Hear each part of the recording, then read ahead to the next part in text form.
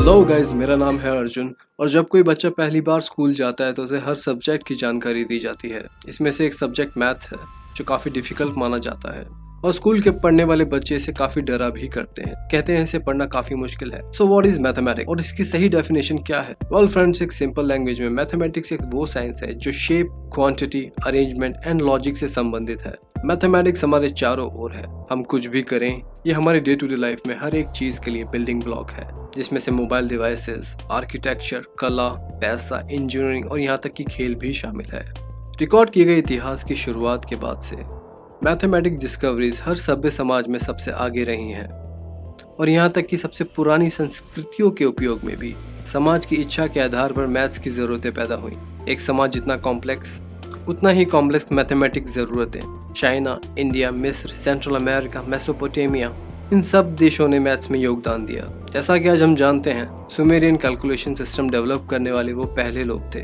Friends, India में ऐसे great mathematician हुए हैं जिन्होंने अपनी सोच से, अपने काम से वर्ल्ड को बहुत कुछ दिया है। Aryabhata, Brahmagupta, Bhaskaracharya, Shakuntala Devi, CR Rao and many others. Friends, हम सबको प्राउड होना चाहिए उस इंडियन मैथमेटिशियन पर जिन्होंने अपनी थ्योरी से अपने आप को प्रूव किया। इवन उन्होंने पूरी वो मैथ्स की वो अनसॉल्व थ्योरी को रिडिफाइन किया, जिनका IQ level sir Albert Einstein से भी ज्यादा था। वेल, आज बात करते हैं रामानुजम की। महान मैथमेटिशियन श्रीनिवास रामानुजम का जन्म 22 दिसंबर 1887 को कोयम्बटूर के इरोड विलेज के एक ब्राह्मण परिवार में हुआ था।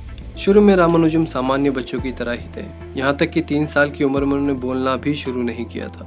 10 साल की उम्र में प्राइमरी एग्जाम में पूरे डिस्ट्रिक्ट में टॉप किया। 15 साल की उम्र में वो a synopsis of elementary result in pure and applied mathematics नाम की पुरानी किताब को पूरी तरह पढ़ डाला। इस किताब में हजारों थ्योरम्स थे कि उन्हें आगे पढ़ने के लिए स्कॉलरशिप भी मिली। रामानुजम का मन सिर्फ मैथ्स में लगता था, उन्होंने दूसरे सब्जेक्ट की ओर ध्यान ही नहीं दिया। इसी वजह से उन्हें पहले गवर्नमेंट कॉलेज और बाद में यूनिवर्सिटी ऑफ मद्रास की स्कॉलरशिप गंवानी पड़ी। इन सब के बावजूद मैथ्स के प्रति उनका लगाव जरा भी कम नहीं हुआ। 1911 में इंडियन मैथमेटिकल सोसाइटी के जर्नल में उनका 17 पन्नों का एक पेपर पब्लिश हुआ जो बर्नौली नंबर्स पर आधारित था।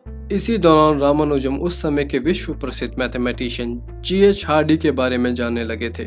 1913 में रामानुजम ने अपना कुछ काम लेटर के जरिए GH हार्डी के पास भेजा। शुरुआत में हार्डी ने उनके खतों को मजाक के तौर पर लिया, लेकिन जल्द ही उन्हें उनका टैलेंट नजर आने लगा। हार्डी ने रामानुजम को पहले मद्रास यूनिवर्सिटी और फिर कैम्ब्रिज में स्कॉलरशिप दिलवाने में मदद की। हार्डी ने रामानुजम को अपने पास कैम्ब्रिज बुला लिया। 1916 में रामानुजम को कैम्ब्रिज से बैचलर ऑफ साइंस की डिग्री मिली और 1918 में वो रॉयल सोसाइटी ऑफ लंदन के सदस्य बन गए। किसी भी भारतीय को रॉयल सोसाइटी का मेंबरशिप मिलना बहुत बड़ी बात थी। रॉयल सोसाइटी के पूरे इतिहास में रामानुजम कम आयु का कोई सदस्य आज तक नहीं हुआ है। रॉयल सोसाइटी की सदस्यता के बाद वे ट्रिनिटी कॉलेज ऑफ फेलोशिप पाने वाले वो पहले भारतीय बने।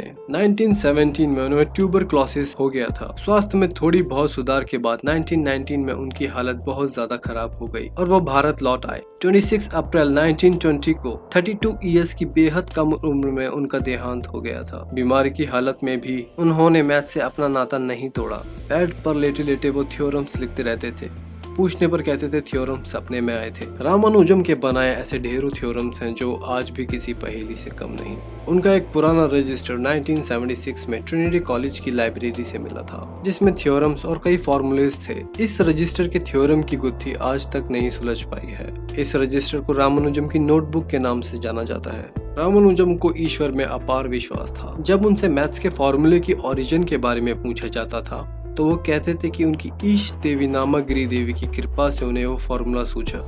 वह कहते थे, मेरे लिए मैथ्स के उस फॉर्मूले का कोई मतलब नहीं जिससे मुझे स्पिरिचुअलिटी विचार ना मिलते हो। In 2012 a well known mathematician Ken Ono and उनके formal students come up with a new formula to study black hole entirely new way. Well, ये पॉसिबल हुआ रामानुजम के फॉर्मूले की वजह से, जो एक सिंगल पेपर पर लिखा गया था 9 डेकेड्स पहले। रामानुजम के फॉर्मूलाज, थ्योरीज एक बेस है super string theory and multi dimensional physics. Most of the scientist आज ये मैथ यूज करते हैं, जिसको बोलते हैं मार्जुलन function, which can lead to time travel, anti-gravity, limitless free energy, artificial intelligence and astrophysics। ये सारी फ्यूचरिस्टिक टेक्नोलॉजी, कितने ही आइडियाज ऐसे हैं जो रामानुजम की डेथ के ऑलमोस्ट 100 साल बाद डेवलप हो रहे हैं। अपने टाइम से वो बहुत आगे थे। Well, that's pretty much it guys, and please don't forget to like this video and do subscribe the channel. Take care. Bye.